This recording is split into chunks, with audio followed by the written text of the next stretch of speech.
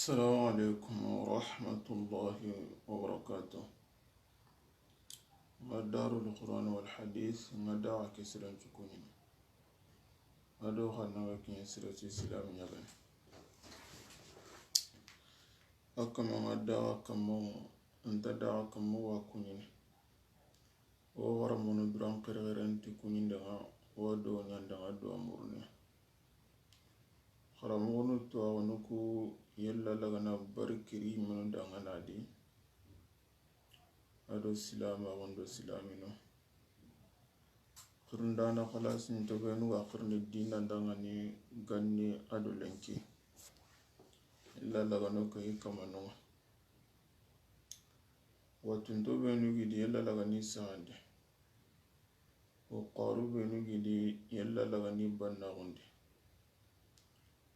garasuru benu fatin di yalla lagano di kamano ko seydum proma rasulullahi wani debundi di yelle alla gana khairu barkiri kamanu dangani gani jonko no kusu igana te no kusu sorobe no goda sunu ko sankne ado sorobe no gitrenkana ella alla gana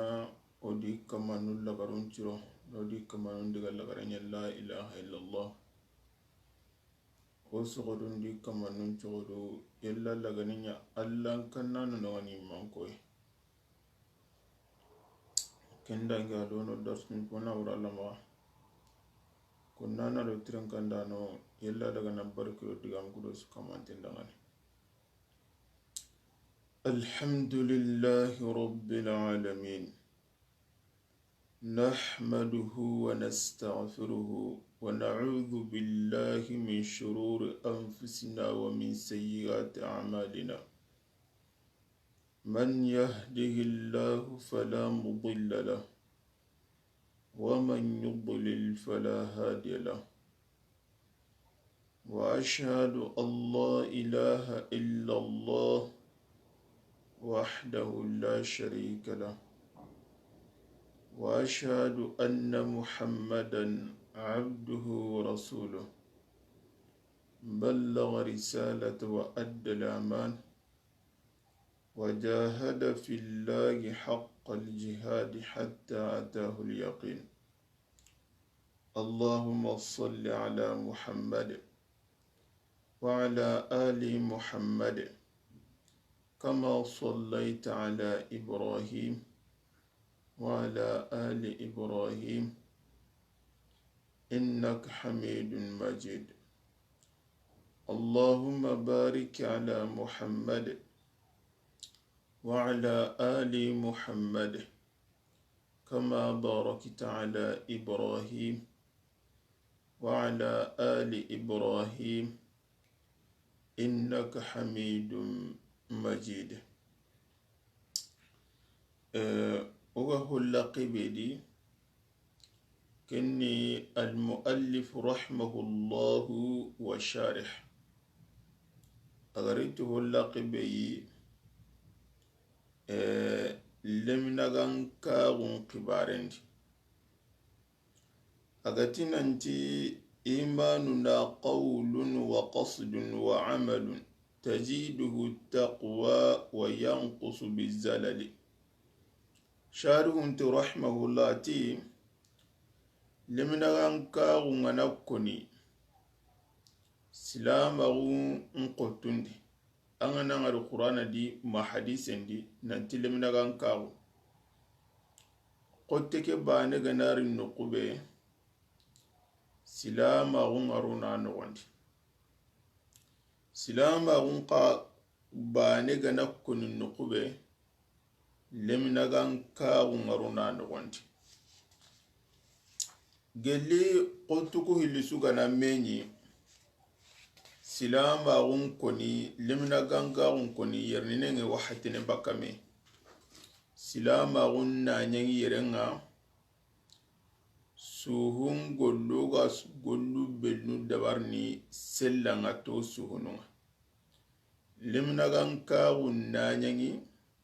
sondumen gollunga ko isugare hadise ndi hadise be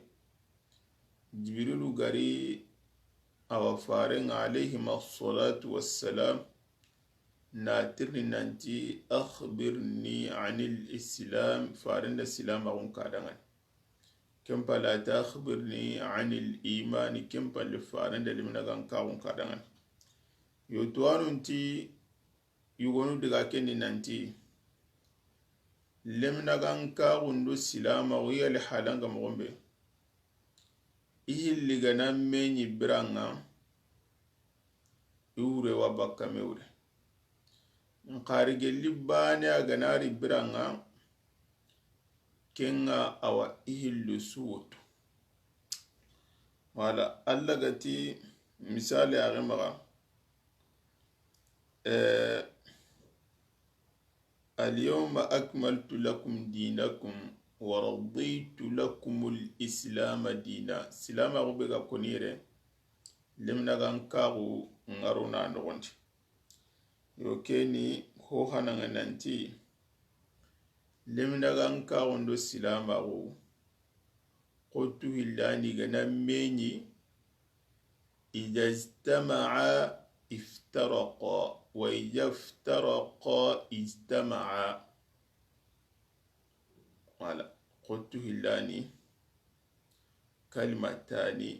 إذا اجتمعتا افترقتا وإذا افترقتا اجتمعتا إيه اللي جناميني واحد نبكمي ورين تنينباني قاري غنابو بكمي إيه اللي سورة ينباني مكينيا لغا ألا غتي نانتي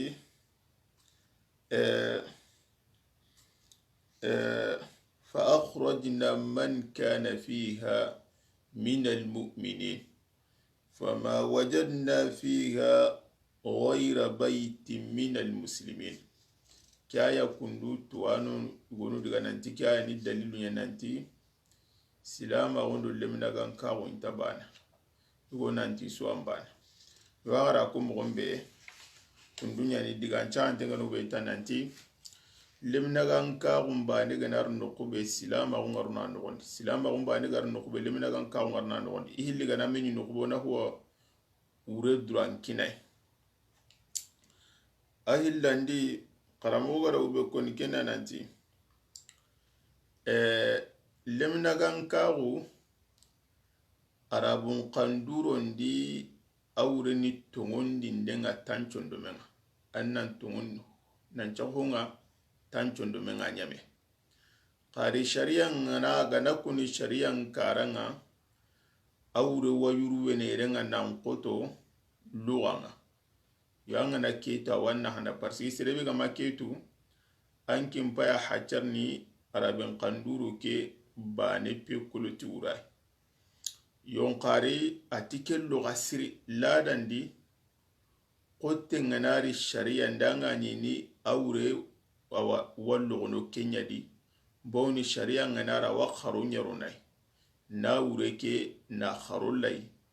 masala as-salatu arabin qanduro ndi awrani duwaw mo masu anta on tendan cigin tendan challe da suwarna do qari sharia ngada sallen koni adanya ho khirigirinte ada kharullai jakka ngana ko narabin kannindi annama wujida do nyane naburen nanjide qari sharia ngana ti jakka akinna do ho khirigirinte ay yon qari yerne tanga anda ngari yere silama gundi lemna ganka ngure yuruwe yere nye nan koto arabin kanduron karan bawni silama gundi kotege gana koni sharia ndi sundomento ngondi ndenga ronadi na kota nene nga ornadi suhunun nan gollin warnadi safanya na diga amendo gollen do takundinde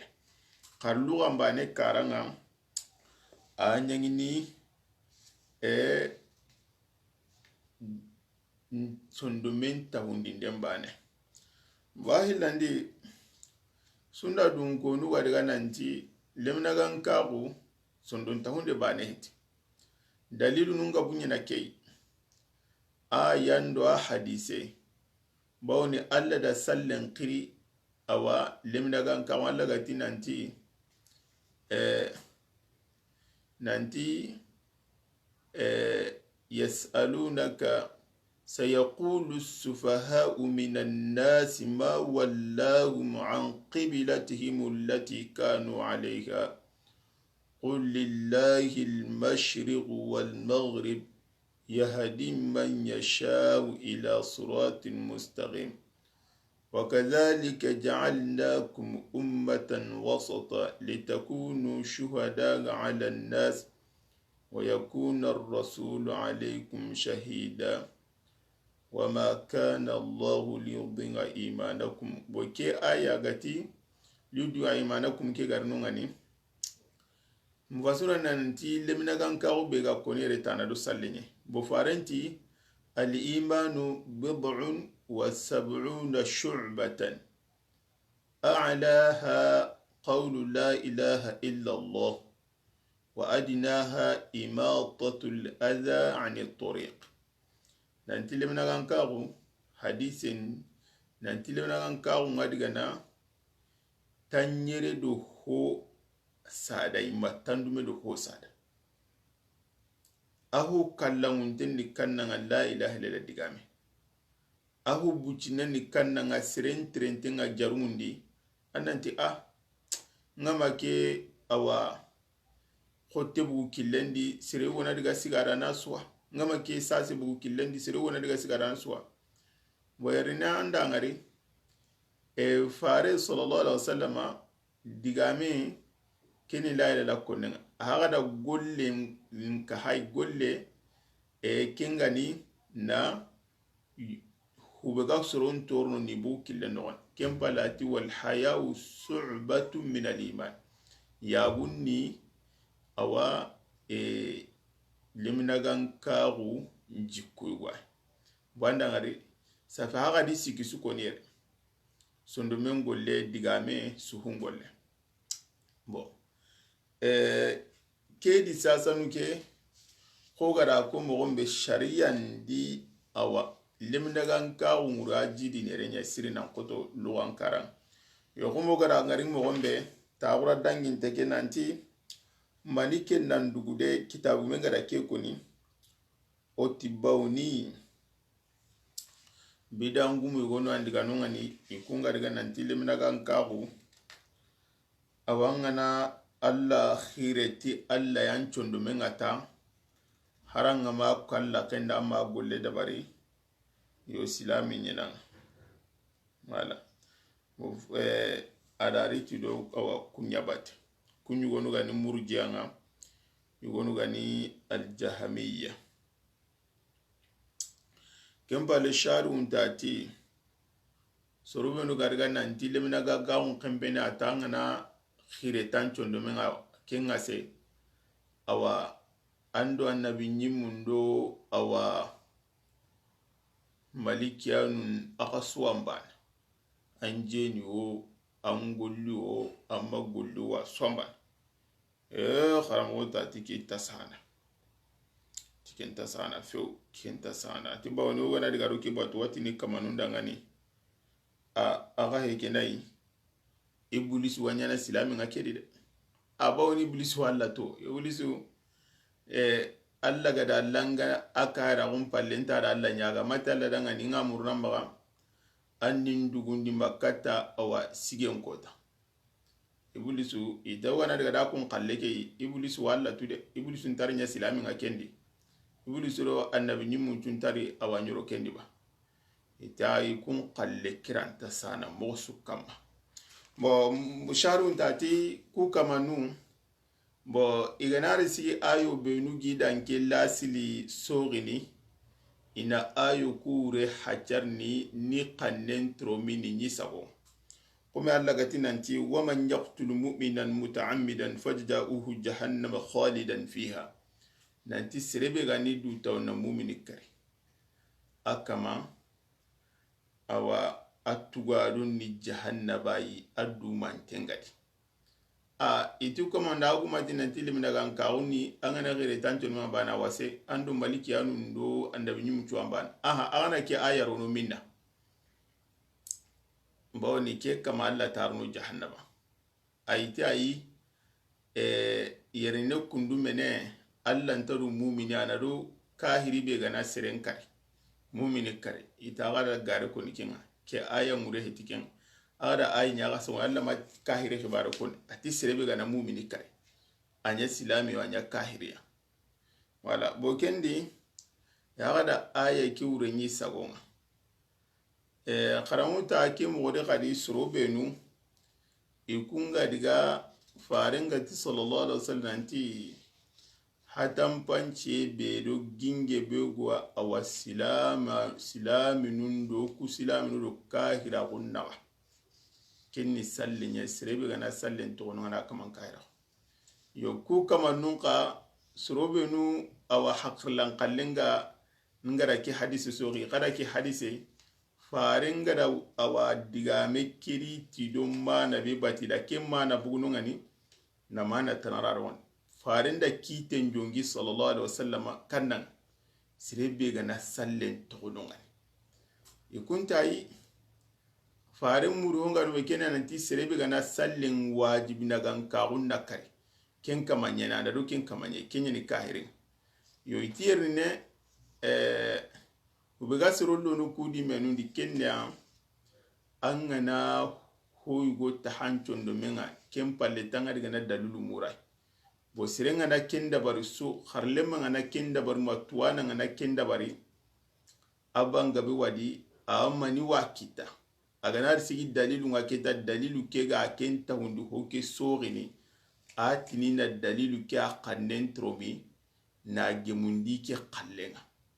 kempa lebesu watu nan tokoni farere atia sirebe gana sallen tokononga amat sirebe gana wajibi na ganka onna kare bawni tuwanu juguma nanti sirebe gana sallen wajibi na ganka onna kare haraka mangana urondo kiyentu ya salina kahirinya bo karamoti kendi kudi menunga karleman kita matuwana kita akama agana nyanyiya nanti ike mazhabun nikiya oku mazhabun awanna kiya kama ma nke kharamu killen nikiyayi ma imega na konta hi sondo menga kempale nanti wa awa dalilu murna yigi diga meke sembe dini ya ganari kembirenga keta hoyi ubega akhida ke sori na tawndi ho ke sori ni awaye sayni nanti kembirenga ikina qotuku khannen tromi ni sabo sharun ta tigirati kharlema ni killun to ke de ke kundu ana han qorenyen anke ngane kharlema nya ngane kharamo nye maga kite ta hancon do menga na kibari go ta hancon do nanti anga diga na qur'ana do hadisi mpai kudo nan katan golle ke idana no an alduro nyallini nan diga qur'ano do hadisi mpai nan tanga na tungungari no kube anna warado tungumbate anga na ja kundunga banga biwadi bo nan ken chondo men duro nyallando ko ta hunte maran chondo men nanti an qawa nyingini kiyai parce ando aga nan tan qawa nyingini kiyai anga na ja ga manyangi kinga su amma mo tankin baitina na kutuku horse na nyan kalleke qaranga na ran duro nyaga nari an chondo meke duro na nyamba ko tahadi na lananti ndrinka holo nan diga alla kallem paya du faren kalle ngana hube nyino ngani na waradu kembat qarandan kalle nyaga nari nanti ndrinka na alla kallem paya du faren kalle minna ho nyadi awalla gin kalle ki danatai bada uke nan kitta kenyi wala yo kharamuta ti sunna dun konu ado tawra dangin te goda ko ni nanti bidan gumi godo wano wani kundiga kunga ni mu'tazilanu nanti lemna gankaru gollen na sharti wa angada gollen tono ngani ta an kahira werinanga ido sunna dun konu da mengaroti hatampanji buccinda ni do mena nga mamu gontu duro anta tunu nanti hatampanji do mena sunna dun konunti lemna gankaru na tahanchon domenga na kunan atanene nga nangolite khari kuma tu golle na sharti nga tu golle ni atimandindi honi bo iti gollu yerni nenga suna dun konu maga orantati nu gollen chukuru karanni awa atokeni kahira golluku gollu yugono wada ngana kunto no ngani kunga nyana kahira yugono wada ngana kunto no ngani tanyana kahira khari emuta dila numbe nugada nanti lemna gan kagun shartinya ni gollen ay kuma gangara gollen ton tan kahira sirebe gani sarna batin to no ngani anya kahira sirebe gana dolomini anya kahira sirebe gana magan chendi anya kahira sirebe gana awa jakkan to no anya kahira sirebe gana hi to no anya kahira kuma parce kunti lemna gan kagun shartinya awu ngana ti sallen chartini e saljing bokendi anda saljin tono ta sallen tananga bo suna dun konunti ayi kundum peti gollen ni lemna gan kawu nyugwai lemna gan kawu safe isikyani anda kannene na tanto ndunga na ngolita khari tu gollen nati manwa charteti awrani aitina ntu gollun cu angana gollu su to ngana kairi ngano gollu gono wanu ngani sirenga na kunto ngana nya kairi ngana safi sharia ngana tu gollebe angana ken to ngana kenni kahira wa anganya na kahiri nga kenyedi khari gollu be nu sharia ngama tanya na kairi nga anganya na fasi nya ken masala hadise ngara nanti sirebe gana sallen to ngani ken kama ni kahiri sirebe gana la ilaha illa konnen to ngani ashhadu an la ilaha illallah wa ashhadu anna rasulullah abra kun da ke kamani kahiri qari serebe gana la ilaha illallah koni asallini asumunu qaranta jakab gandi irenga mutatin kahiri wala bo kya hatam panci bucineni do mena isu goni gembari nanti limina gan kawo gollen takengade qari ibo ba kamina keti gollen chart a chart nyani gollen wosoro bana ta sharti ni gollenga sharia ngollu mo mba so ngani to no ngai kuma ngani kahirin mangana junubu khore mo mba su da baranga ni kahirin kyani boku suna dun kono ma kempe tu golluku yugo no wada ngani da bari kenya e sharia ngara hubunu da ban den nga sirem ngani islam a wondu kunya na mbo islam a wondu hubunu kan tam ngani islam a wondu kun tam ngani islam a wondu bo kempalle limda gan kawo ajidi inda ajidi mbalago yo sunna dun ko dum maga awajidi na anda kasin ko gara kinga mo bidangum wonu maga kuntan tajidi na tanda kasini wala jamuku soro benu ga tajidi man tanda kasini oda kunya ngari wonu gara nanti angana limda gan kawo ta awa angolla magollo wandu maliki anu chamba na da nabi nyimba khalimna kan chamba bo jamabe gati nanti bane ngati nanti lemna gan kawo anta takande nanta jidi nanta nakasini yugo nuga ni mu'tazila nga nanti kungar gan nanta junubu khore nda bartan kahirawo bone lemna gan kawo aranta nakasini walmana awanjidi wala dalil nunga bunyalli awa hadisun do ayondi nanti lemna gan kawo ajidi na nakasini bo ajna gasiyem bakko ni qur'ana di nanti lemna gan kan wana gasin qarar nanti Allah gati wazadahum imanan adijidi lemna gan kawo bo itikera ga jidi kemura nanti awa anda gasin tanyani bado faran gati ya garun khibar nanti ima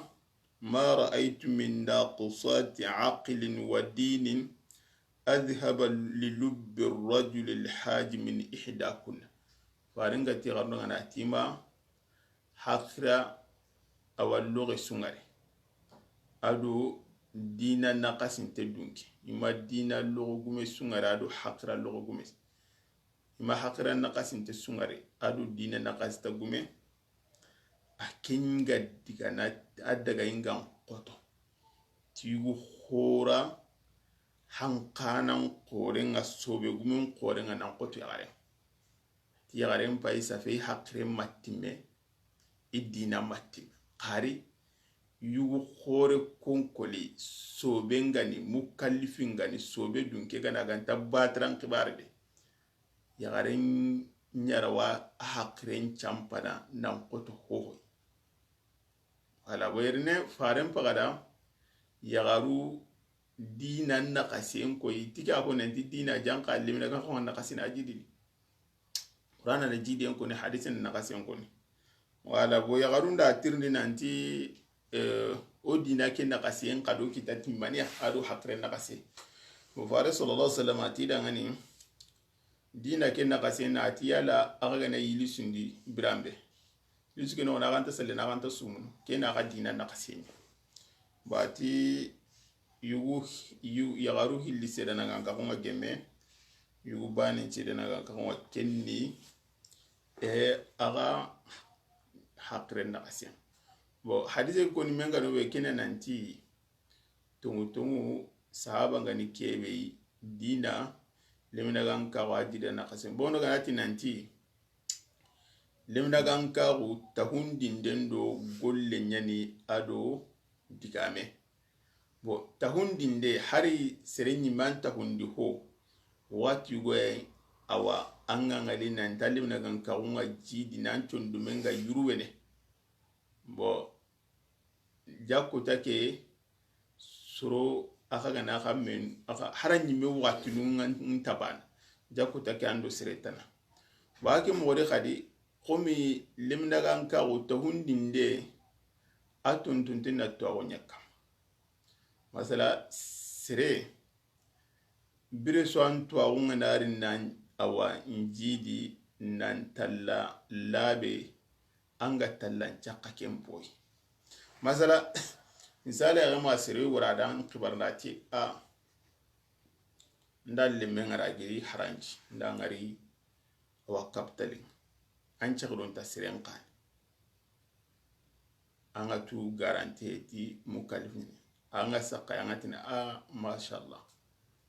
bo akinga girnu ngani sere hillalin ni qaradan kibarli khani sakron ta siren sazon go hay tallan ka pandan kana wonanti sewre alle melia kinga irnu asikandili kinga girnu na katali lagarunga kita khibaru anu ku sagrun tu gana gabu gabo amperni hanka kama kwang ni mega dangaranya gadi bado sere gollu kundunga serebe akhibare ma awa khurasire atada ngani ndalle mengari yerenga anda tuwawu ko ni kitanan tarin qari anta hankina kama ko jamaki garinan kibar ni mogombe magala garanti no kwanyi medangariya wala bo keni sondo men kallen bo oganati diga men ngalemina gan kagundi serebe ngana tauna la ilaha illa ko ni wujuneta ado serebe da ko ni tanu hille agantaru nyoro kendida keda raka nu hili salli keda wujuna raka salli atike kamantar hunganga bo digame do onde magata lemina ganka waji de na kasin wala aji dina na kasin lemina ganka nga jidin ti sababu nu be nu kharamo du ko nu koni bo kempa lati مؤلف نغتنانتي ونحن في إيماننا نستثني من غير شك فاستمع واستبن نتابع الأخيار من أهل الأثر ونختفي الآثار لا أهل الأشر بشار دانانتاتي يرناغتنانتي وكو إن شاء الله كنو بسرنانتي إن شاء الله نكني إسلامية إن شاء الله نكني إسلامية إن شاء الله نكني مؤمنية bo kitabu men tati sunna dun kono surube nu gara wara do wahyum batte toku o wa inshallah konno wala pourquoi gara ke ko ni pastuano da meso on ga nanti anta tele sere nanti inshallah on keni mu'mininya min keni islaminya nanta haram te tibawni hubenu gadu hubenu surube ga ta haram te tibawni ke wa ko ni nanta kama sikasikantenyen ça fait amasaru allahi dankana o yaga maga safasi kasikante yugo na nantino wajibi nyana na inshallah koni itibana ma inshallah koni anke mpai andu jakinya nanti anke ni mu'mini nya foka nanti inshallah parce que ma kengo na ga mpai andu jakina nanti ni mu'mini timanteni ba nga nandu jakiti kan aka mpa seda andu danga ni tarja na doenga bona anati nanti ken mu'minin nyai bo an kemure nanti am mu'mina gun timme mu'mina ko kega na timme su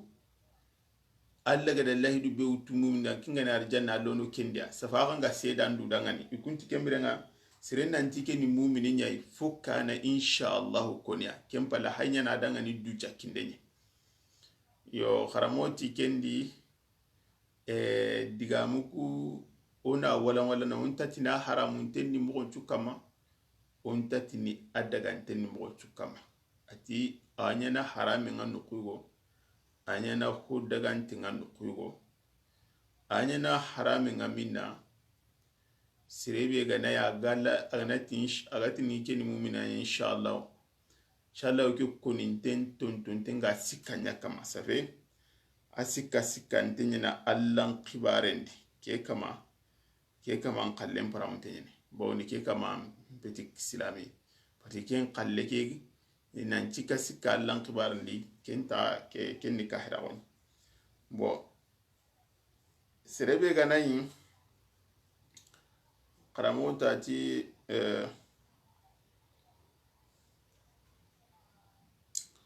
ati وقال بعض العلماء بل الاستثناء واجب لأنك إذا قلت أنا مؤمن ولم تقل إن شاء الله فإنك تكون قد زكيت نفسك وشهدت لها بأنك قمت بكل الواجبات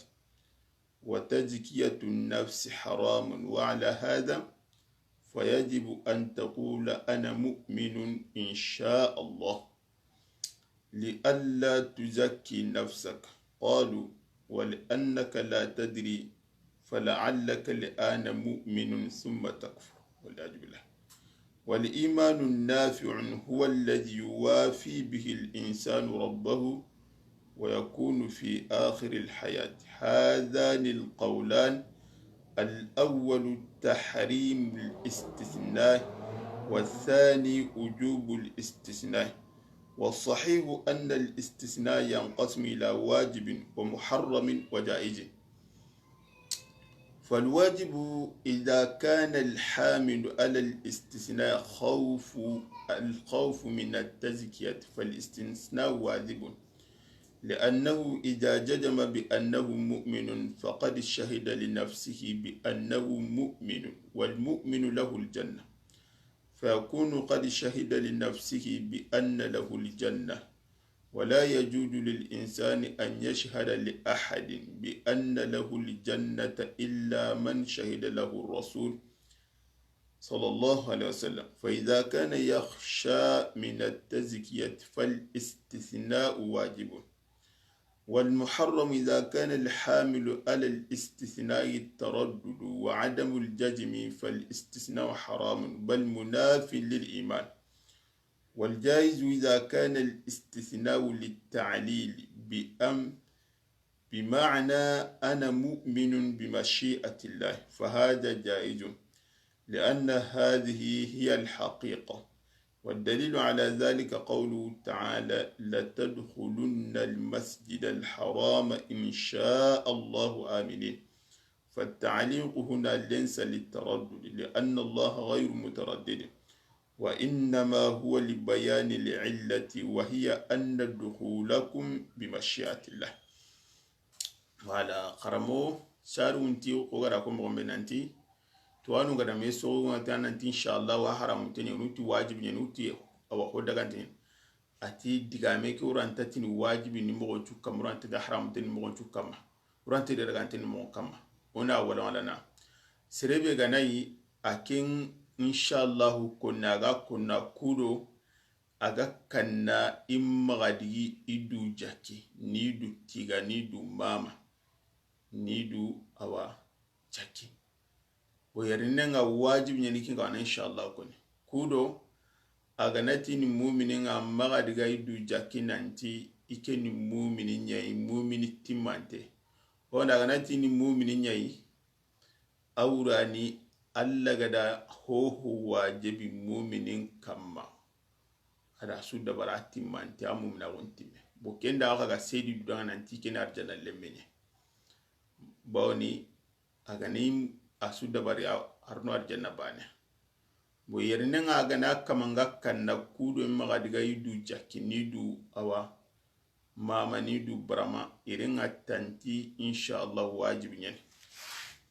hala bawle khadi anta tumi wakkalla limina ganka on kama min takallaka munin ga haqiqa ni sirebe lagarunga sirona ga kallam nan kan kama kin to ontama wanya na harami ngamin na sirebe ga na kinga tin insha Allah bugaru na ko ne kin ni sikando gere gere nyallan khibare ne ke kama kundu kenti insha Allah haramun tenye daira ke insha Allah ko ne ke abugandi silama gundi bo ni siren nan cika lan khibare ne ka hrawuni bo aganya na ho daga tinga no wekin na siren na ko ni na ko nan tinga ni mu'minin ga mu'mina ko ke nyati Allah ramurendo Allah ra kutonya yo yere ngatella ko Allah gati la tadkhuluna al-masjid al-haram insha Allah min nan tagarno awa masjidul haram diti Allah dungayn hala bokendi na koita surubinu gata haram tinalu surubinu gata wajibin ni diga meki wona wala na karakara antanya na wajibi ngamo sukama antanya na harami ngamo sukama antanya na daga ngamo sukama safona diga men kunna nanya haid manin duga kengatini insha Allah waloga na kentu brambe begadaru insha Allah konnen doga na kentu yo kembira ngawra wa kite njongi ni kenye esiga kenchi kasikante ni ba ma du jakenya awa kanena iba mana mundana koya nanti kiga ni mu'mininga inya mu'mininga ti Allah dunganye wala bo muallif sarhun tati nutabi al-akhyara min ahli al-athari yonanti ona walla kuna wala do surumpo sirube nuga da warado wahyum batte onta walla do bidangu mbate onta walla surube nuga tini awa kuni ke madhab hulani surunya ina awa hadisin do qur'ana tokono no yokem pale muallif tati wala taqul imanuna makhluqun wala qadimun hakadha matluqun fa innahu yashmalu lis-salati wa nahwa min sa'iri at-ta'ati fa fi'luna nahwa ar-ruku'i muhdathu wa kullu qur'anin qadimun fabahthu yarina qadim adigan nanti ya lawo kitabunga tinanti annam magati nanti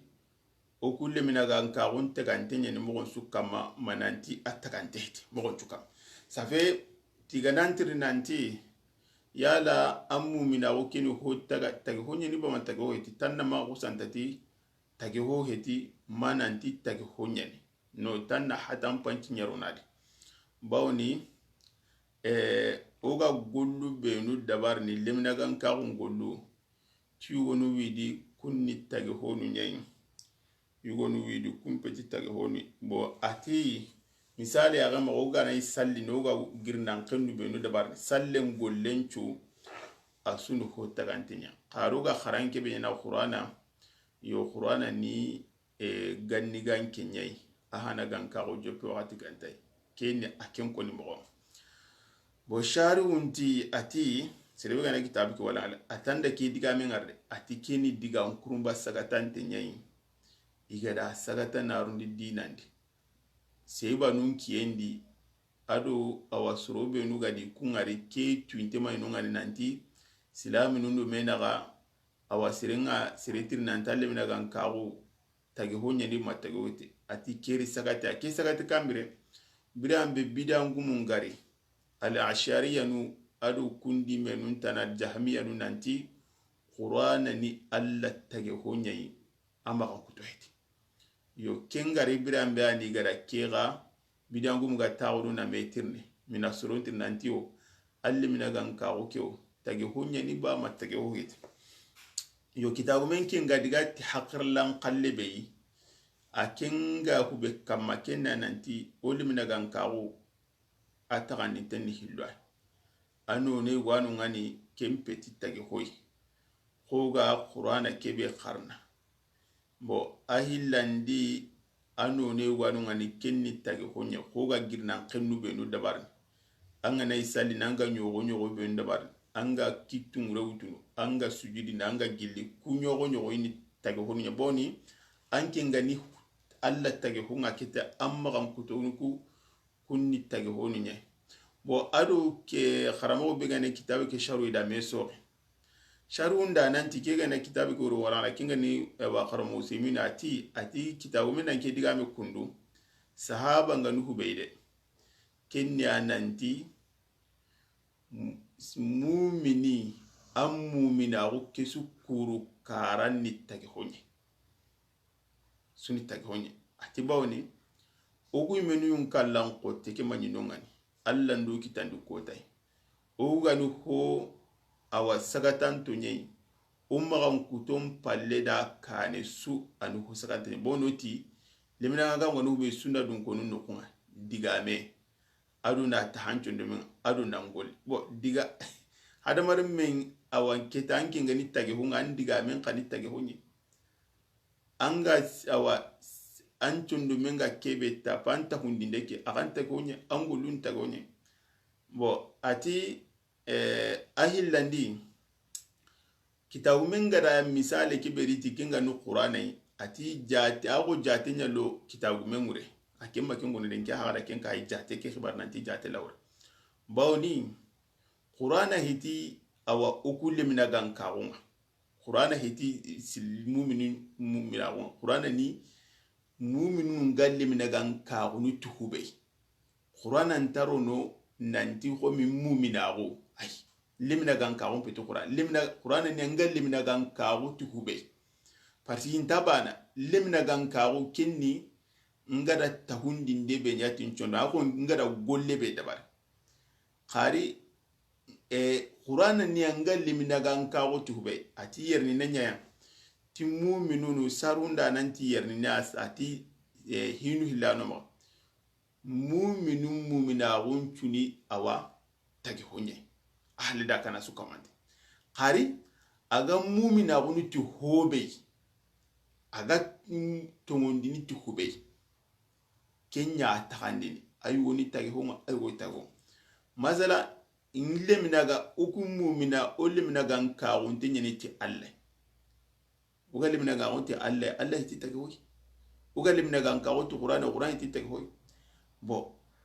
nkari olle minaga nka olle minaga wonte hubenu yugo no wanu ngani kuni tagi honu nye ugali minaga nka wonte jahannama ni tagi honye alla ndata ugali minaga wonte fare ni tagi honye ogali mina ga wati maliki anu ngata honu nyen bati yerene kundu diga nchante ngano bekene nanti oga tahundi ndeke be dabarni kenno kuma kan kutonya suni tak honye haru oga awa le limina gan kawunu tuhubei hubenui kunyugonu tagi honu heti yugonu tagi honu wala atikembrenga kya ni sahaba bahillandi atagati nantu qur'ana ni gan kenyai ahna gan ka joppe wati gantai atike digame kanta sahana bo atike digame kundu tonton tenda mani kama bidangumu be nuga diga kingani ala shairando awa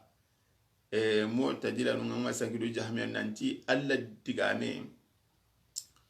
nanti mana siginte nyani ti alla jatinga ahna ganka o jopi wati ntai alla nta digame sagatana kota yugona koni safe alla agati masala qad sami Allahu qawla allati tujadika fi zawjiha magati qul huwa Allahu ahad magati bismillahir rahmanir rahim nanti alla na ke kuninde kundu gelli ganni jopi wakati ntai kena alla maga bismillahir rahmanir rahim aga awa koni diga na hurr nalla wara masa sai maduna gangira awa anta kuti bo nanti kyani bo watini yikungara tuwagun ayikungara diga me hajaru be taadu tuwagun nyambana akwanga na ti alla ni tuwana mi kunti kembire nga jibrilu mafarenga hubembuku nanti kenni alla na kanne nyattagana awa hankendi mayitedi kenga alla digan kannen cerana cirna kinyam kuma fare na kinyam bo tike digame koninten tontonte na bidangum danke akida kam atike sahantete digan cha tingalo nanti qur'ana digan kurumba nyani allaga awa konno wakati bega na linga adangani ado wakati nubenu biran bega na tirni den dabar wala qaroga nanti digan kurumba nyani kemuro heti nanti qur'ana attaga nyani tagoiti bawni qur'ana ni alla magam diga manni diga mana magam to nyanta ke hoiti walele masala ala kayne nan digamu alla tati nan dinga digamu ko nan tindi taga tan ke mitaga magam to nyani wita alla walele masal ala taga digamu benu ko na magam to nyanta ko hoiti qaru qur'ana haiti nanti alla gelli ganni abagira gatini ya Musa kempu tuntenga diketa gelli ganni joppe wakati ntagai nyame wakati ntagai no kundum peti danken digamenta sana ubegani sahaba nga alla awadiga munu adiga mutu qur'ana ya wati be aya ngana yankana awakati ngana diga mutai kana woti kya sahanteni bo gelli serega nati nanta hampe kedain alla gatu qur'ana awalla hul mafuzundi boti kunga konin no kunu benara gati fi kitabin makunun tukun yala o ken urani nanti qur'ana mu mancha hantenya na kundi bakara on tanta ken koin atago bi koin ken nanti qur'ana hin konin tenga lawul mahfuzundi titiribe gayi masala nanti warni kitabe yankandi annabi nyimilagarin kamma qur'ana gani na ma on kutongoni ata walla gati nanti qur'ana annabi nyimu khi haru hanu benu gari kitabu nga yanki kama nanti qur'ana konin tengi de ati yerni nga qur'ana ko tenju sa ayati nanti qur'ana mu maki asantin na nyi kitabu no qur'ana hinyan koni kitabu ni sale aga masar nanti alla warni awa kitabe wo yankandi kitabun po sirenya ni kitabun po kallon tenya na akenya ni awa kitabun chukuru kana nabi nyimmen kama nabi nyimbe kan paso nabi nyimmunche bo hin konne ke ni kya atigen ba loko ni alle mi gada kube koni kenna nanti alla hin konne suntar niya hin konne kurumba ya ga hetiti awa iga kahira woni tiken yi halle ko ne bo alla ti hin konne kurumba na do qur'ana ça fait digancha antenga no be qur'ana ayanka birambe ayangana yankana la na diga mutai wala a joppe ko tambe ay agani yankana alla diga mutai kin ko tani tikani digancha anten qarun diga kitana antu qur'ana ahana ganka go joppe wakati tai atino kenta sana wala bukara mutati sharuhu مؤلف قدنا أنت ووكل الله من الكرام اثنين حافظين للأنام يكتبان كل أفعال الوراء كما أتى في النص من غير مترا وتي كتابون قدنا أنت الله أدم مالك يانو أوام بيسي تغهونونا مالك يانو خلي إجي أو تغهونون تنغنا